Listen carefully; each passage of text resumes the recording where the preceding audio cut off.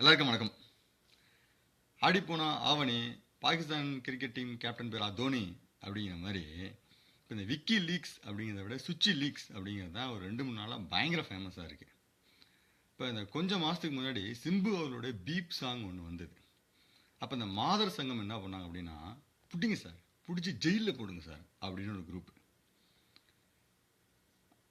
இன்னொரு குரூப்பு இவன் கலாச்சாரத்தை சீரழிச்சிட்டான், அதனால் பிடிச்சி இவனை ஜெயிலில் போடாமல் தூக்கில் போடுங்க சார் அப்படின்னு ஒரு குரூப்.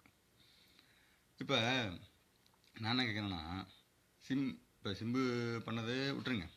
இப்போ சுச்சி என்ன பண்ணியிருக்காங்கன்னா, சினிமா செலிப்ரிட்டிஸோட ஆபாச ஃபோட்டோஸு வீடியோஸ்லாம் எடுத்து ட்விட்டரில் ரிலீஸ் பண்ணியிருக்காங்க.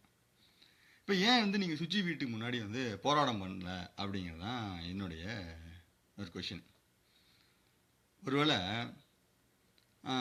அதான் நான் தம்பி கிருபமாக பேசிகிட்டு இருக்கேன், அதான் சுச்சி அக்கௌண்ட் ஹேக் பண்ணிட்டாங்களே அப்படின்னு சொல்கிறீங்களா? சிம்பு அதானே சொன்னார், பஸ் பாஸ் படம் இல்லாமல் நாங்கள் டைம் பாஸ் மாதிரி நாங்கள் சும்மா ஒரு பாட்டு பண்ணோம், என் ஃபோனை ஹேக் பண்ணி யாரோ ஒருத்தவங்க இந்த ரிலீஸ் பண்ணிட்டாங்க, அதுக்கு நான் என்னப்பா பண்ணுறது அப்படின்னு தானே சிம்பு சொன்னார். அப்போ மட்டும் நீங்கள் போராடினீங்க, சுச்சித்ரா அவரோட வீட்டுக்கு முன்னாடி ஏன் போராடல? ஒருவேளை கெட்ட வார்த்தையை பீ போட்டு பாட்டு பண்ணீங்கன்னா அது கலாச்சார சீரழிவு.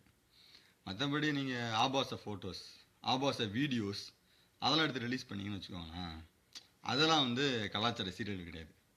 அதுவும் இல்லாமல் இந்த மாதர் சங்கம் அவங்களோட பிரைமரி அப்ஜெக்டிவ் அப்படிங்கிறது ஆண்களுக்கு எதிராக போராடதான் இருக்கும் போல், பெண்களுக்கு எதிராக போராட மாட்டாங்க போல்.